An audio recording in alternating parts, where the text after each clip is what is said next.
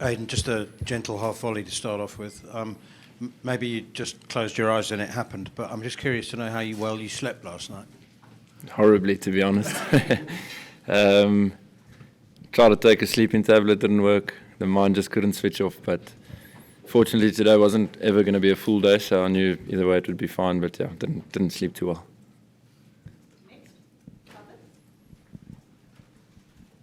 Well played, Aiden, and many congratulations. Can you tell us about those tears last night when you got to your 100? Yeah, it was weird. Last night I was pretty emotional. From like, let's call it, what time did we finish at? About 6, from about 5:15. The game had sort of slowed down. I had a bit of time to look around and see all the fans, the family, all the mates that are there, look at the change room, and then I was like, yes, we're here now. Like we're getting close. And it caught me off guard. Obviously then the 100 happened and a couple of tears leaked out that I was trying to fight. In terms of today, nothing's hit me just yet, so maybe that's a good thing. But something needs to hit me soon to get out all the emotions, because it's been a bit of a roller coaster. Can I just quickly, was there any, considering South Africa's history in things like this, was there any doubt in your mind? Did you go, 59, that's still a few more to get than I would have liked this morning? I didn't feel too much of that. It was more about not wanting to expose the next player to it. We've all been in very high-pressure situations, and it can make you think differently, react differently, and it's more just about not exposing guys to that if you have the opportunity to keep batting. So that's more what I was thinking. Bit of a frustration that it took quite some time to get there. But again, it was a soft ball on a slow wicket, ring field, and it was always going to be slow scoring, unfortunately. So we were trying to get it over and done with. It just wasn't working out, so it added to the frustration. But yeah, at the end of it, I mean, it doesn't always have to be a comment section. It's about getting the job done, I guess. Aiden, it's already kind of been spoken about as one of the most significant innings in South African Test history.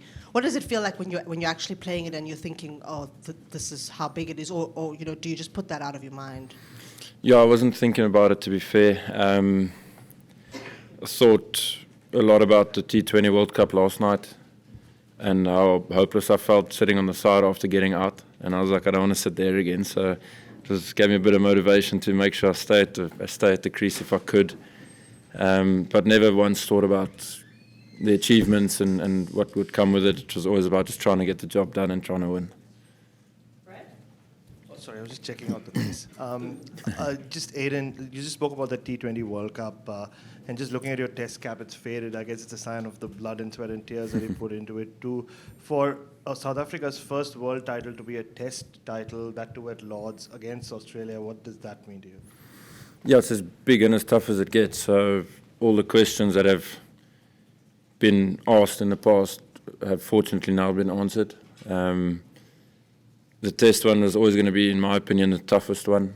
It's many days of playing good cricket, whereas in a T20 or even one-day cricket nowadays, you just need one person to really put their hand up on the day and you can get a win. So it was always going to be the toughest. It was always going to be a full sort of team effort to get over the line, and guys chipped in exactly when they needed to. Something small like Vian Mulder's partnership last night or yesterday, that's huge to take this thing out of the new ball. And then Temba's, both his knocks were massive. So it's not always about the massive milestones, but those guys that take the edge out of the game and get us ahead of the game and get us comfortable, it makes a big difference in finals, I feel. Aiden, obviously you would have been upset that you went out late on, but as you're walking off and people are chanting your name and it's a standing ovation at Lords, and you know in the back of your mind that it's more or less job done, are you able to kind of pause for a second and take that in? That must be an incredible feeling. Yeah, I wish I could have. Yeah, that's me being me. When I get out, I'm always angry, so I wish I could have, but at least looking at the building in front was pretty special. And then naturally the World Cup was incredibly special. So at least there's one or two memories from that. I think Temba's said on BBC that the word sort of choke or chokers being used out there a little bit. Like, was that a motivator to sort of put that to bed and now perhaps not have to hear that anymore? I mean, it'll be great to not have to hear it again, that's for sure. In terms of it motivating you, I mean, there's always going to be external things that can motivate you, but it's not your sole purpose for playing. So to have got the job done and to literally have got the job done and to get rid of that is quite a big thing for this team, I feel. Aiden, just wanted to ask you about the partnership with Temba, and with that hamstring injury, Ashwell said there was a discussion going on, and can you tell us take us inside what you were saying about wanting Temba to be out there and how that affected the way you batted? And just, generally a word on the captain and how he played out there. Yeah, both his knocks were huge. To see his hammy go was obviously a bit worrying. But then we got to tea, I think it was, and we chatted in the change room, and he said he feels like he can still keep going. But he wanted to know from my side if the twos that are becoming ones would affect me. So I said there's no chance. It's about a partnership, staying out there for long, getting the ball even softer, even older, because that's obviously when batting became a lot easier. And that's exactly what he did, and he still actually managed to run twos and threes. So I think there was a lot of adrenaline there, but a lot of leadership and character that he showed. And again, those maybe not the big numbers, but the ones that really make a difference, and that was Temba in this game for us. Aiden, your record against Australia is quite remarkable, your highest average. Is that a figure that you're aware of, and what do you put that down to?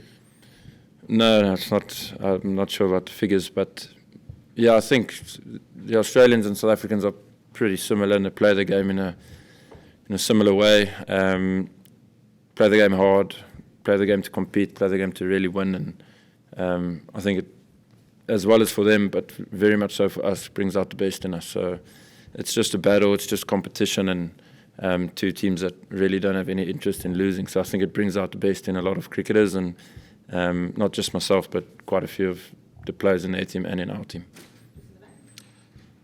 Plenty of people in the ground and watching the game will have worries about the health of Test cricket, and maybe worries in particular about the health of it in South Africa, given how few games you guys have scheduled, how short your series are getting. After a week like this and an achievement like that, what feelings and what message do you have to communicate to the people who run the sport about how much the format means to you? Yeah, it's always been my most important and most favourite format. Naturally, playing fewer games is not really on us. It's just sort of the cards you get dealt. But it's really important, in my opinion, to keep Test cricket as the number one in South Africa. So we understand all the dynamics that are happening in the cricket world, and that's completely fair. But it's more about the young guy coming through, that his main thing is to get a Test match bag and play Test match cricket for South Africa. That's if we can still do that, it's fine. For however long they play for is a different conversation in the world of cricket nowadays, but the number one priority should always be to play Test cricket, and I've always felt that, believed that, and if we can get that back with the younger people coming through, I think we've done well. We'll start taking the last couple of questions. Here's Stu Keenan and then Neil. Aiden, I'm not sure if you're aware of the song that was sung in the stands about you for the last week and a half, but in terms of the support that you had at Lord's, you don't get much crowds back home, but just what was it like to play in front of a full house, and particularly South Africa? No, it was awesome. I thought we might have been outnumbered from before the game, thinking that quite a few Australians would have made the trip, and there were plenty of them as well. But to have Shosha Loza and those sorts of songs ringing around Lords is firstly very different to the normal Lords, but very awesome for us as South Africans to hear. So everyone came out, supported us, made the effort. Even when we got behind the 8 ball, they were fully invested. And yeah, the fans have been through thick and thin with us, so it's, I think, just as special for them. Hi, okay. Aiden, I mean, people will measure this innings and it will be regarded very, very highly in South African cricket. At what point yesterday would you say that it just clicked for you and that you just felt that, okay, I'm in the groove here? I'm not too sure. I suppose never really felt that way, just because of pretty much what was on the line. you've got quality bowlers coming at you the whole time, and sort of just never stops, and you never really catch a break. So it never felt that I clicked, but it was more just spending time and batting with intensity, knowing that the runs would come. But if I was there, that's the most important thing. Is the longer we build partnerships for, the closer we get, and once you get close, then you can start sort of formulating how you want to tick them off. So that was it, but nothing really sort of stood out and was like, okay, I'm in. Didn't really feel that way. Aiden, you got a red inker in 2014 Under-19 World Cup. You played magnificently at Lords. What is it about the biggest games that brings out the best in you? I'm not sure. I got a duck in the first innings, so it's weird. I just think it's desperation to win, to be honest. I've said it recently that I'm not here to chase numbers and stats and things like that. I really just want to win stuff for South Africa now. So I'm at peace with that, and I think it's quite a nice space to be in as a player, because your full buy-in is towards the team, and your full care is towards everyone in the change room, and that's what you try to take care of. And if things work out, then great, but the personal milestones and stuff like that will never be a thing now. Aiden, it's an interesting measurement of the quality of your innings that, unless I missed some of them, every one of the Australians ran to you to say something. Were you aware of that in your gloom? Yeah, you notice it for sure. Obviously, great touch from their side. There's quite a bit of banter I had on the field, so yeah, all is well and ends well, I guess. But yeah, always nice to be appreciated from the opposition. Aiden, just one more on the fans. We saw you enjoying a nice, refreshing beverage after the win. Can you just take us inside that moment of celebrating with the South African fans? Yeah, that was cool. That was one of my mates from school.